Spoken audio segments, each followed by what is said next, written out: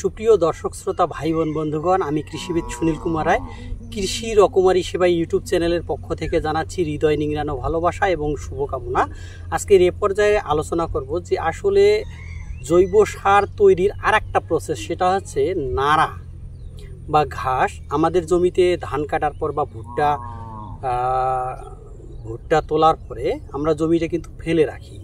তো এই সময় কিন্তু আষাঢ় মাস, এই আষাঢ় মাসে জমিটাকে আমরা ফেলে না রেখে, যেহেতু রুটিন মাফিক বৃষ্টি হচ্ছে, জমিটাকে ফেলে না রেখে আমরা কি করব, জমিটাকে আমরা চাষ দেবো, অন্তত একটা চাষ দিয়ে তাহলে কি হবে, এই যে নাড়াটা আপনারা দেখতে পাচ্ছেন, এই যে নাড়াটা এবং ঘাসগুলা যেটা দেখতে পাচ্ছেন, সেই ঘাসগুলা কিন্তু মাটির সঙ্গে পচে উৎকৃষ্ট মানে জৈব, আমরা তো এমনিতেই জৈব সার দিতে পারি না, কিন্তু এই যে জৈব সারটা আছে সেটা জমিতে কিন্তু অটোমেটিক তৈরি হবে। এই কারণে জমিটাকে ফেলে না রেখে আপনারা অন্তত একটা চাষ দিয়ে ফেলে রাখেন, তাহলে কি হবে, আপনাদের এই জমিটাতে পচে উৎকৃষ্ট মানের নাড়াটা আপনারা যদি একটা চাষ দিয়ে অন্তত ফেলে রাখেন, ঘাসটাও কম হবে এবং নাড়াটা পচে উৎকৃষ্ট মানের জৈব সারে রূপান্তর হবে।